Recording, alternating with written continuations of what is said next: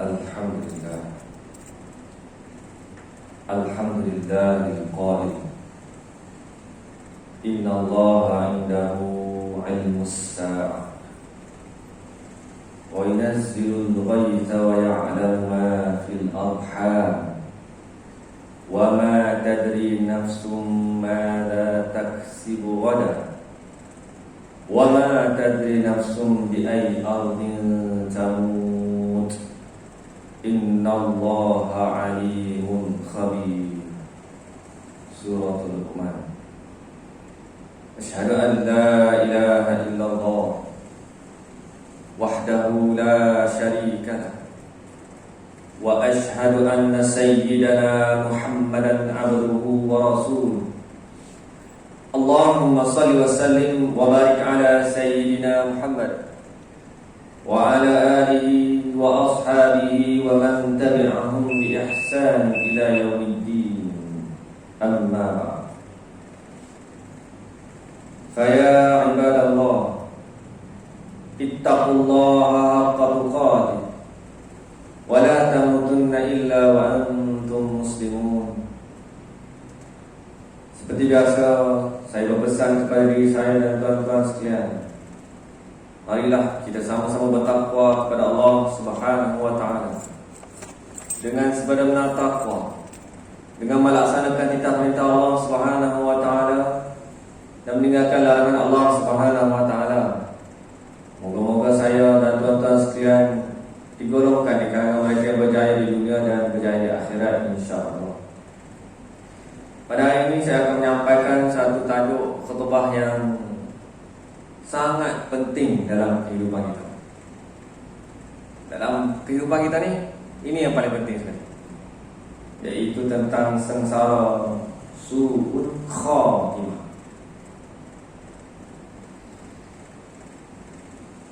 Tadi Khatib telah membacakan satu ayat dari surah Luqman. Maksud daripada ayat tersebut, sesungguhnya di sisi Allah pengetahuan yang tepat tentang hari kiamat, dan dialah jua yang menurunkan hujan dan yang mengetahui dengan sebenar-benarnya tentang apa yang ada di dalam rahim, di dalam rahim ibu yang mengandung. Dan tiada seorang pun yang betul mengetahui apa yang akan diusahakannya esok, sama ada baik ataupun jahat. Dan tiada seorang pun yang dapat mengetahui di bumi negeri manakah dia akan mati. Sesungguhnya Allah Maha mengetahui lagi amat meliputi pengetahuan. Hadirin sekalian jemaah yang dirahmati Allah SWT sekalian, Al-Imam Qurtubi rahimahullah ta'ala mengatakan bahawa su'ul khatimah akan berlaku kepada manusia yang melazimi dosa-dosa besar dan tidak sempat bertaubat sebelum ajalnya. Ia tidak akan terjadi pada jiwa yang bersih. Namun su'ul khatimah turut berlaku pada orang yang istiqamah melakukan perkara baik, tetapi kemudian dia berubah dan tersasar dari syariat. Contoh yang diberikan seumpama iblis. Ketika hayatnya, dia merupakan makhluk yang sangat taat beribadah kepada Allah Subhanahu wa taala.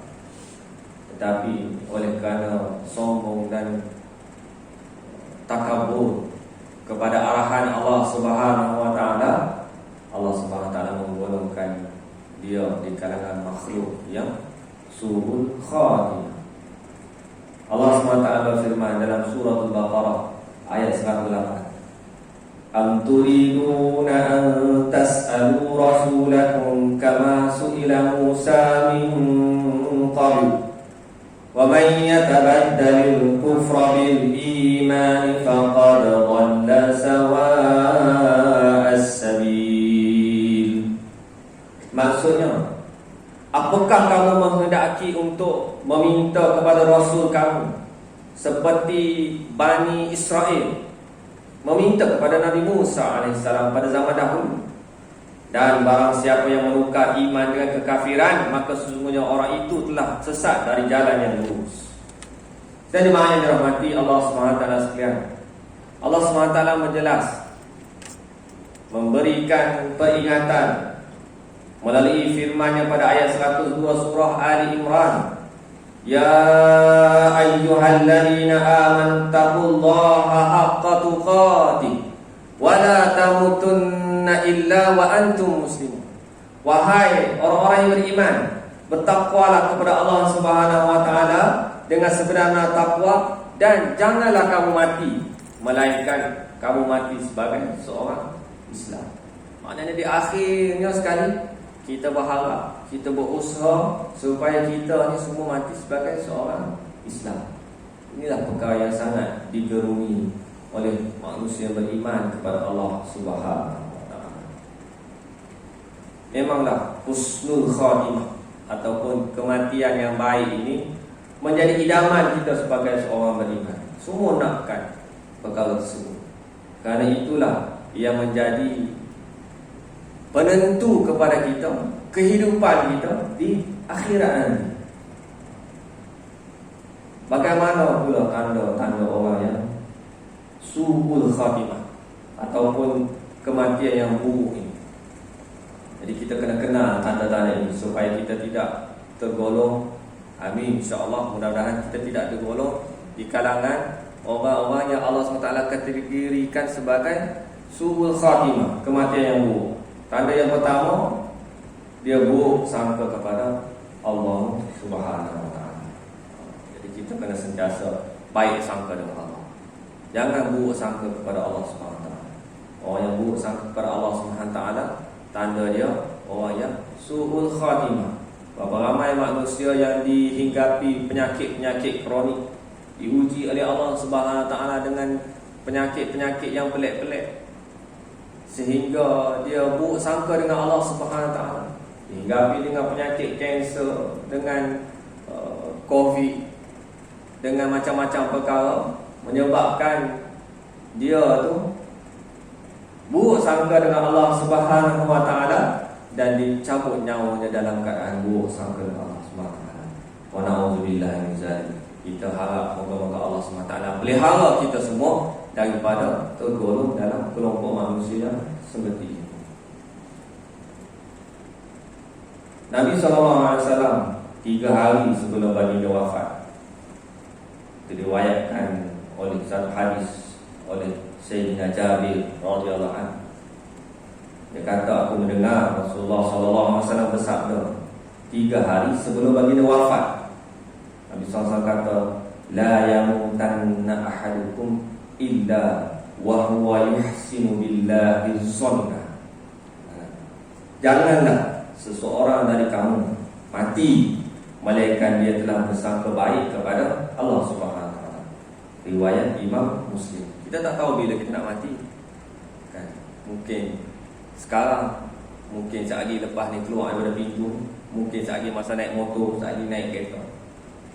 Kita takut Allah SWT cabut nyawa kita dalam keadaan kita bersangka buruk dengan Allah Taala. Maka kita kena sentiasa bersangka baik dengan Allah SWT. Doa banyak-banyak semoga Allah SWT bagi kekuatan kepada kita, mati kita dalam keadaan kita bersangka baik dengan Allah Subhanahu wa taala. Itu tanda yang pertama. Tanda yang kedua, melakukan dosa di penghujung usia. Sebuah hadis daripada Abu Hurairah radhiyallahu anhu yang bermaksud, katanya, kami menyaksikan bersama Rasulullah sallallahu alaihi wasallam. Ada satu kisah.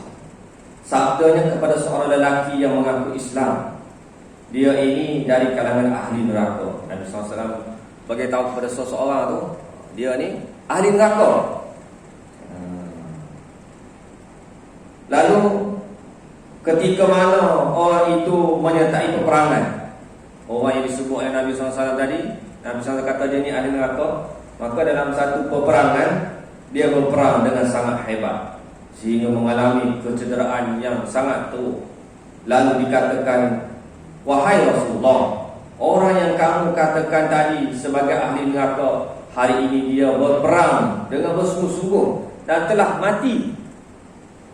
Lalu Rasulullah SAW bersabda, dia akan ke neraka.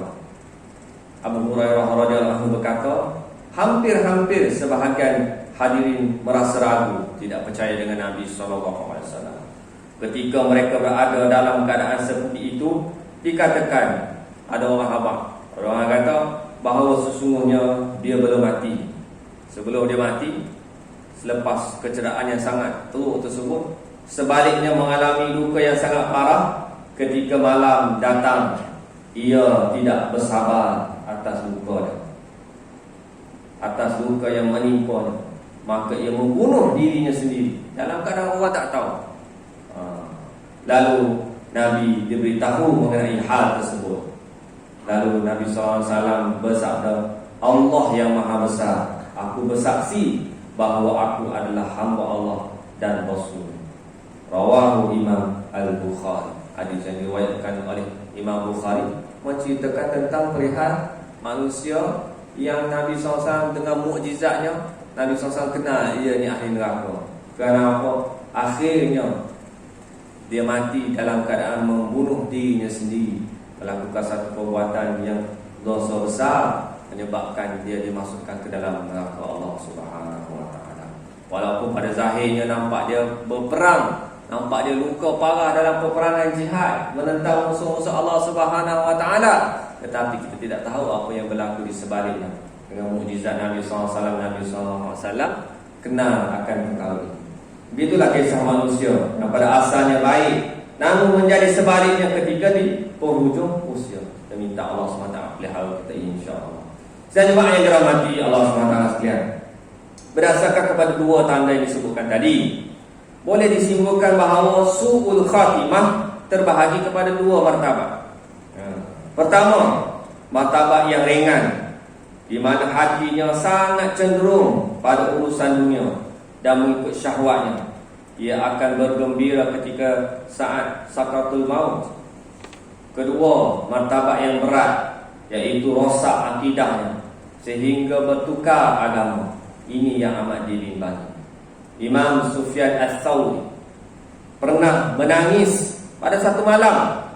Ketika ditanya apakah beliau menangis disebabkan dosa, malam-malam Imam Tsauri menangis. Lalu tanya, Imam Tsauri menangis sebab dosa ke?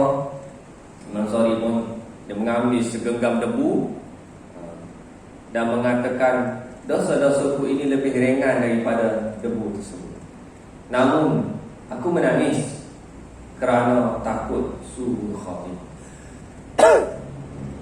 Kita tak tahu mati macam mana. Seorang ulama Imam Tsauri pun dia risau akhirnya bagaimana? Su'ul khatimah. Maka ingatlah muslimin sekalian, kita tidak perlu menjadi hakim dan menilai atau menghukum manusia. Jangan ada hukum orang lain. Kalau kira orang lain, orang tu buat jahat dan sebagainya, kita jangan menghukum mereka. Cukuplah kita istiqamah, berusaha, berdoa agar direzekikan husnul khatimah. Ini kerana Nabi SAW menyebut di dalam satu hadis, wa innamal a'malu bil khawatim. Sesungguhnya amalan itu akan dinilai pada pengakhiran. Hadis riwayat Al-Bukhari. Mengakhiri khutbah ini, Khatib ingin menegaskan 3 perkara yang dapat melindungi diri kita daripada su'ul khatimah. Apa yang kita perlu buat supaya kita ini dihindari, dipelihara oleh Allah Subhanahu wa taala daripada su'ul khatimah. Pertama, kita jangan rasa puas dan rasa bahawa kita belum mencapai apa-apa dalam perjalanan mendekati Allah Subhanahu wa taala. Jangan pernah sekalipun merasa diri kita ni hebat dan menganggap orang lain teruk dan sesat. Jangan kita rasa kita ni hebat. Kita tak tahu akhir kita macam mana. Jangan rasa kita ni dah cukup banyak amalan dan sebagainya, maka kita akan berhenti beramal sebab kita rasa dah cukup dah amalan. Kemudian yang kedua, kita harus memandang bahawa penyucian diri merupakan satu proses yang berterusan. Tak akan pernah habis proses penyucian diri. Setiap kali kita merasa cukup, ketahuilah bahawa sebenarnya ia belum cukup. Teruskan beramal, teruskan melakukan zikir, teruskan melakukan baca Quran, amalan-amalan soleh, perkara-perkara wajib, amalan jihad kita di jalan Allah SWT, infak kita. Teruskan beramal. Jangan merasa cukup dan puas dengan amalannya kita buat. Yang ketiga, kita hendaklah sentiasa merendah diri di hadapan Allah SWT. Tundukkan hati kita di hadapan Allah SWT. Pohon kepada Allah SWT supaya kita ini diberi pengakhiran yang baik. Nabi SAW membekalkan satu doa kepada kita. Doa ini kita selalu kena baca. Allahumma khtim lana bi husnil khatimah wa la takhtim alaina bi su'il khatimah. Amin. Allahumma khtim lana bi husnil khatimah wa la takhtim alaina bi su'il khatimah. Ya Allah, akhirilah hidup kami ini dengan husnul khatimah, yakni pengakhiran yang baik. Husnul khatimah ini maksudnya pengakhiran yang baik. Dan janganlah engkau akhiri kami, hidup kami, dengan su'ul khatimah, dengan pengakhiran yang buruk. Kena selalu doa lah, minta doa kepada Allah SWT.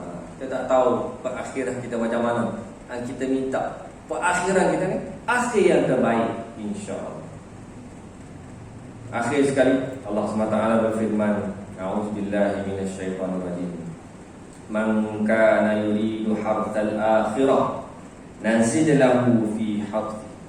Wa man kana yuridu harthad dunya nu'tihi minha wa ma lahu fil akhirati min nasib. Maksudnya, sesiapa yang menghendaki dengan amal usahanya mendapat faedah di akhirat, kami akan memberinya mendapat tambahan dan faedah yang dikehendakinya. Dan sesiapa yang menghendaki dengan amal usahanya kebaikan di dunia semata-mata, kami akan beri kepadanya dari kebaikan dunia itu sekadar yang kami tentukan, dan dia tidak akan beroleh sesuatu bahagian pun di akhirat kelak. Surah Asy-Syura. Barakallahu li wa lakum fil Qur'anil azim wa nafa'ani wa iyyakum bima fihi minal ayati wadh dzikril hakim wa taqabbala minni wa minkum tilawatahu innahu huwas samiul alim. Aqulu qawli hadza wa astaghfirullahal azim li wa lakum wa lisa'il muslimina wal muslimat wal mu'minina wal mu'minat fa ya fawzal mustaghfirin wa ya najatat taibin.